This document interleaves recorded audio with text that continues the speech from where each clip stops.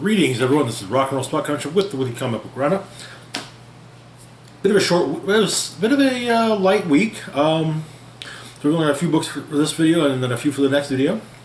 Kicking things off, we've got X Factor number 10, the Hellfire Gala finale. So yeah, with it being the last one, a lot of the stuff that occurs at the gala is really just kind of setting up some of the things that either setting up things that occurred in the in previous issues or fallout from things. But the beginning of the issue focuses a lot on iBoy with the rest of the team getting ready. X Factor and the Five go to the gala to get as a group.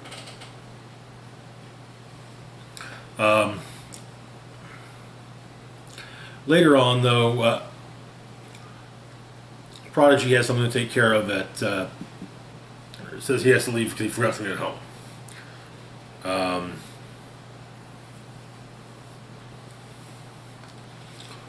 But we get the big thing here is Prodigy. So Prodigy turns out went to a club in LA called Club Pepper.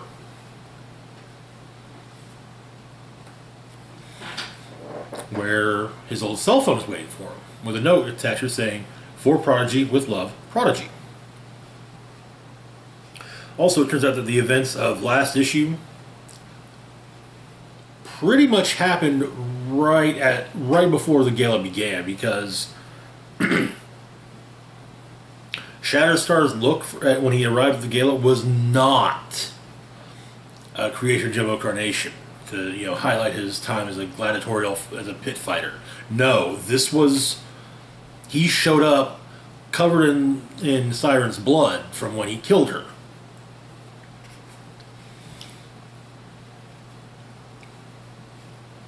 But turns out that Prodigy is investigating his murder, his past murder. He found the guy that did it. Apparently, it was all he had set up a trail of breadcrumbs so that he could, in the event of his death, well, his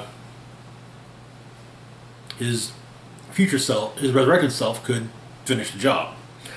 Turns out, but yeah, he was after a serial killer who apparently had been killing black queer kids in the LA area for 2 decades, so at least 20 years.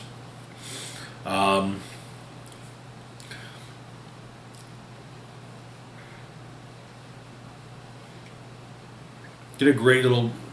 We see at the gala, we see Kyle meets Captain America. Basically, you kind of get used to all things like the mind link thing. Of course, Northstar congratulates Polaris on being named to the team. Akihiro and Aurora dance after Wild Child nearly tries to attack Akihiro. iBoy comes upon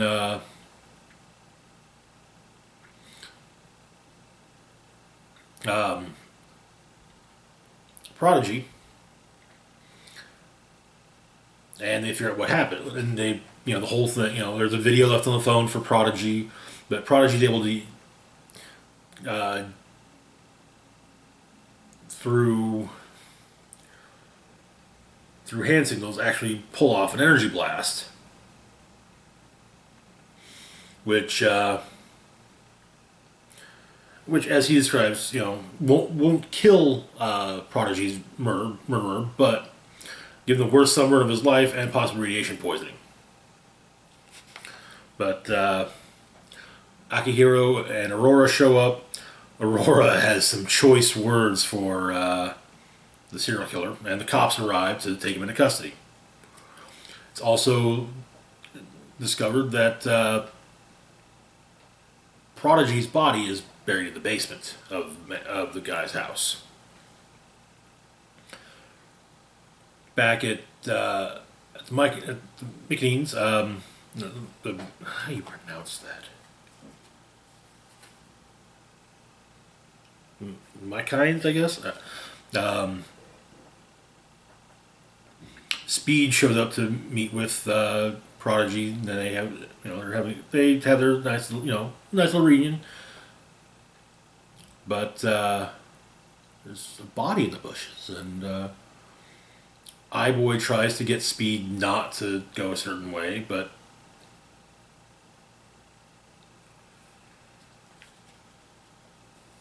well, Speed does and finds his mother. Sort of. It's weird. Dead. Who is Speed's mother, for those who might not know or remember? Wanda Maximoff, the Scarlet Witch. And the issue concludes, the handful of X-Men, including Wolverine, Professor X, Cyclops, and Jean Grey, standing over Wanda's dead body, with Wolverine asking one single question. Where's Magneto?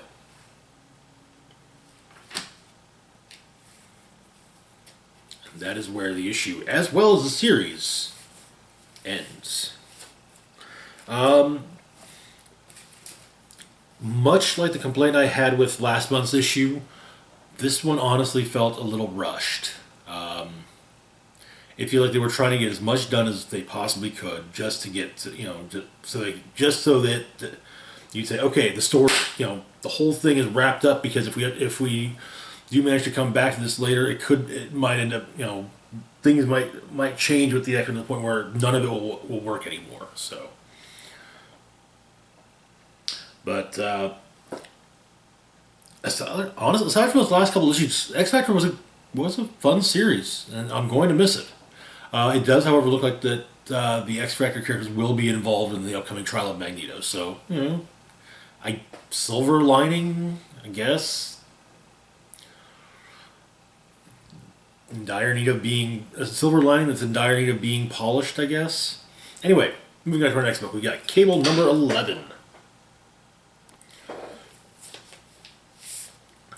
I think this is supposed to be the last issue of Cable, but next month's preview thing.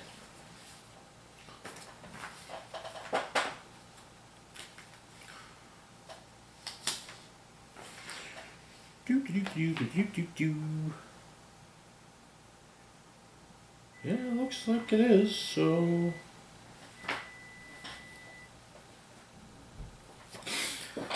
This doesn't feel like a last...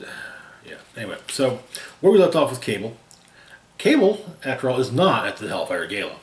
So Cable has been tracking his arch nemesis and clone Strife, who has apparently Strife's been kidnapping mutant babies. But he's gotten aid from various corners, Domino, Deadpool, and there's been an ongoing, how do I put this? There's been an ongoing backup story featuring the Old Man. And eventually, after a little while, it showed that the Old Man had the Light of Galdor. So, but Cable realized that maybe having Old Man Cable back was the best idea. The five are discussing this with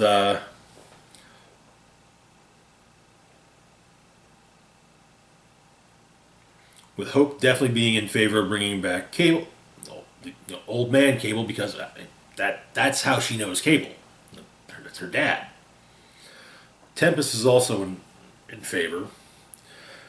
The main, one of the big things they're worried about is, how are, Magneto and Xavier going to react? And, Xavier, also, it should be added that Elixir has the best name for the two of them, the Helmet Bros. They're good. But they're good with it. The last Space Knight of, last Knight of Galador has come to speak with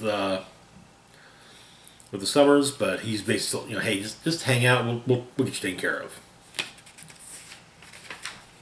But they get down to the Arbor Magna, and Cable is resurrected. And they even make a point of saying, yeah, of making sure he has the technovirus. So, but him and Hope have a really nice hug. It's actually really cute.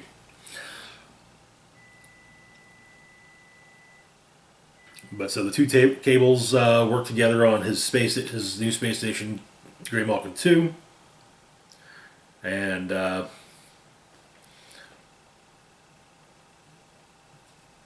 get allies. To pick up, young Cable picks up or borrows the War Wagon, while older Cable uses his mechanical war horse to recruit magic, explaining that if she helps him, she'll have a marker.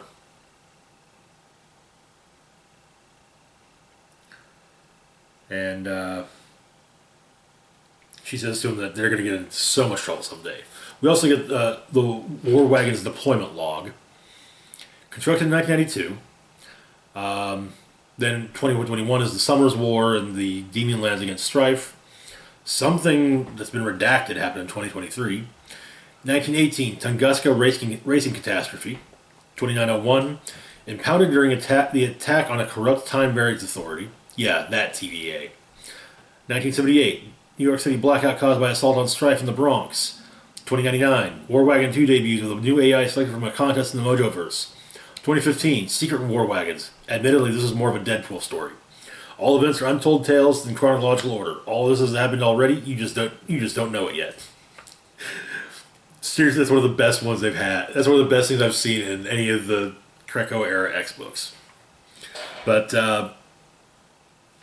so the allies that Young Cable picks up: Domino, Deadpool,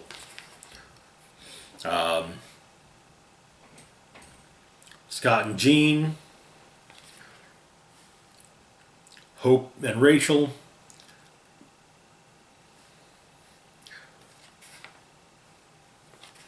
and so in the future, or another time, in another place, presumably the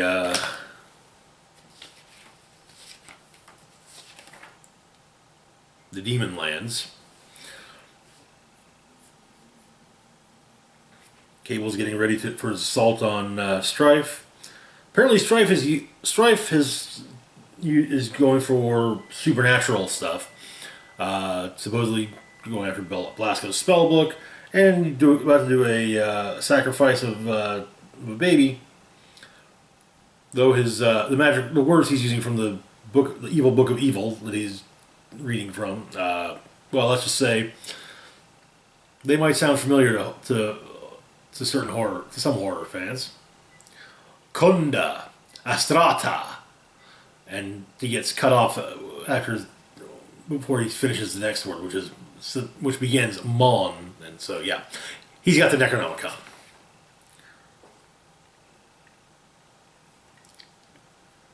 And Cable goes to save the day, and that's where the issue ends. Like I said, I'm not sure if this is the last issue, or it kind of felt like it was supposed to be the last issue, but there isn't an issue 12 being solicited, so we'll see. Which brings us to our next. Actually, before we get on to the next book, Cable review, good stuff, really good, and yeah, one could say it does feel rushed, but at the same time, it feels rushed in a way that makes sense. It's like, yeah, you could probably do an entire story for an entire issue dedicated to, Cable recruiting Deadpool and Domino, to maybe some of the stuff with Magic and Old Man Cable, and so on and so forth. But yeah, they done good with this. I'm impressed. And I hope there's another issue coming, because I know the next thing that's I'm seeing solicited for Cable is a Last Annihilation tie-in, which is going to be a one-shot. So, guess we'll see. Moving on to our next book, we've got this year's Black Cat Annual. It's part of the Infinite Destinies batch. However, it's done a little. It's more just. It's not as related as she has to fight someone with an Infinity Gem, basically. So in South Korea, after the events of the Gilded City, Black Cat and her boys go on vacation. And on a layover in South Korea, they get pinched by Tiger Division, namely White Fox. She wants Black Cat to help her. Apparently, Taeguki,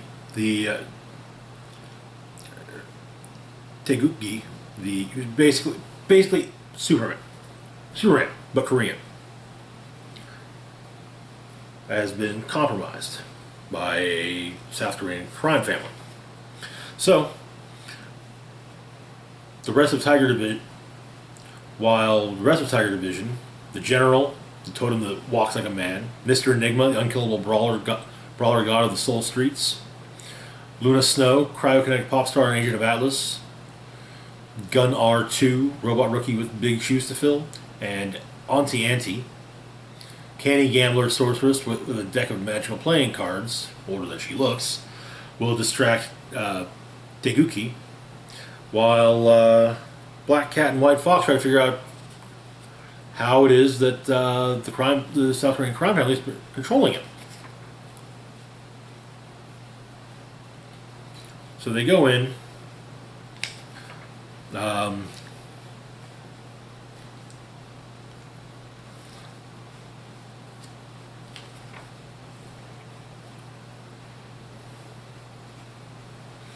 And when they arrive at the crime family's compound, every member of the family's dead. Brutally.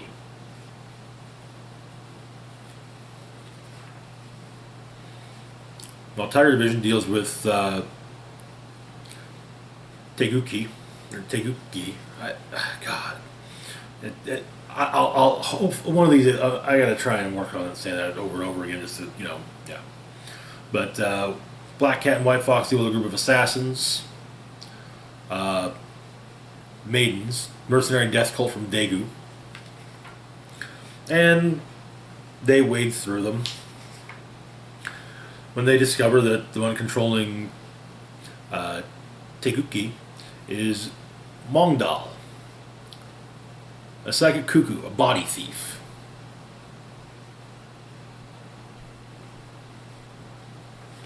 So he's woken up, meaning that his body is... He has left Taeguki's body, but basically he gloats about everything he's done and what he's going to do to White Fox and Black Cat. Turns out, though, with a little bit of insurance, Black Cat put a nanomunition, similar to the one that White Fox put in her, in Mongdal's neck, and she detonates it, killing Mongdal. So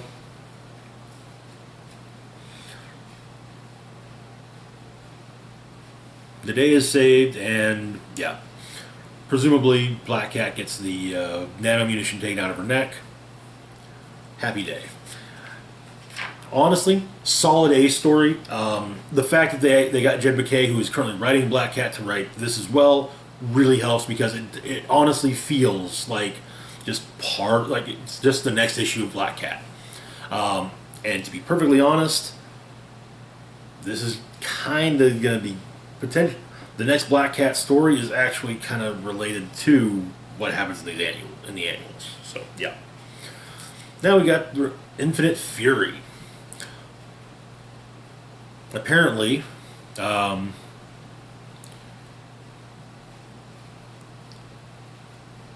the whole Infinity Stones bonding with people thing, it's new, and Fury doesn't like it. He hates not knowing. And now, the person he's been going after, got basically the bit of data he's been following has gone dark.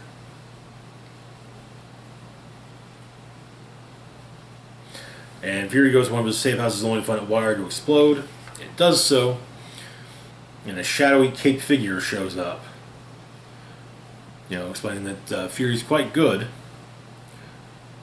And, well, he realized after inquiring about Texas, well, that would cause him to find out what kind of man Fury is, and he found out. And apparently, he's just the kind of man, Fury's just the kind of man that dude needs, so, yeah. Who is this shadowy benefactor? Hopefully we find out soon. Which, yeah, the next annual is slated to be Amazing Spider-Man Annual number 2. And that is where the issue ends. Infinite Fury is actually kind of real good. I really just wish I could read that whole story and just, without having to grab a dozen different books. And for the last comic for our video, we've got Dr. Aphra number 11. Tie-in to the Star Wars War of the Bounty Hunters. So Dr. Aphra has been tasked by Dominic Tage to find her brother, or her cousin, Eben Drake, who has disappeared. Apparently a big score. Apparently concerning a big score. Well, Drake is eating an arrangement, or this sort of arrangement of exotic caviar, and one of the eggs hatches. When Dr. Aphra aboard the Volt Cobra finds Drake's ship, everyone is very dead. Continuing through, they find Drake also very dead. Hole in the forehead kind of gives it away.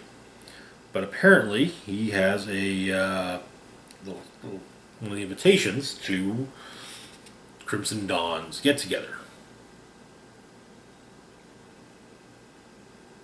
Meanwhile,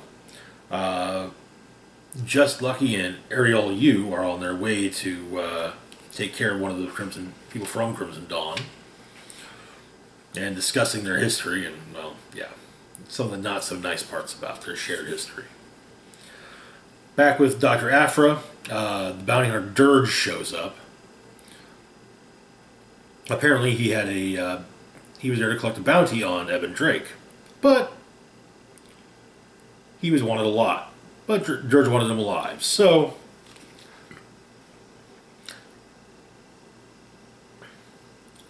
the creatures that have hatched make their way, or make their presence known. Aphra, as well as Sama, and of course Dirge, hide out in the kitchen, and they begin working on a plan.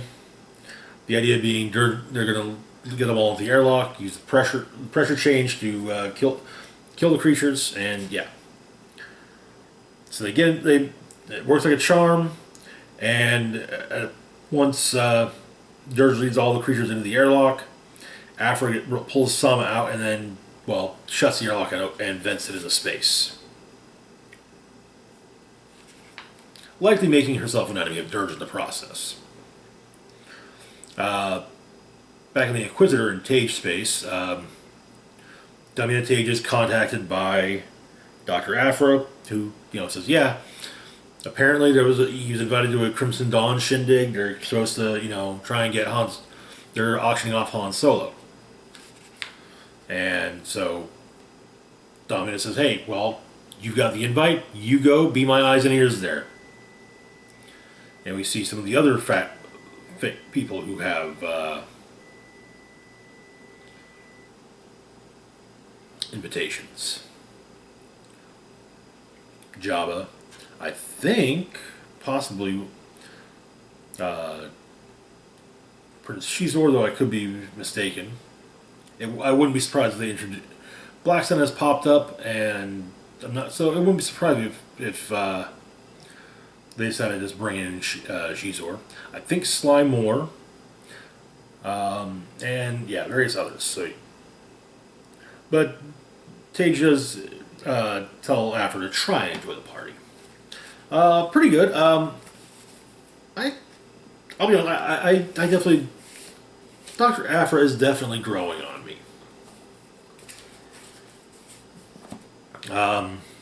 I haven't yet decided if I think I'm going to wait until when it comes to becoming a regular reader of the Star Wars titles. Likely, what I'll do is wait until after they get there. After they get to point. Okay, now we're right before Return of the Jedi. So we're going to restart everything with what happens after Jedi. So that's probably the point where when I'll be jumping into Star Wars. Anyway, that's it. Well, comics wise, movies, I got thrown into the deep end on that one. That's a kid. Anyway, as always, feel free to like, share, and subscribe. Links to my Facebook, Twitter, Patreon, and PayPal can be found in the description box down below. This is Rock and Roll Spock signing off, saying, live long and rock hard.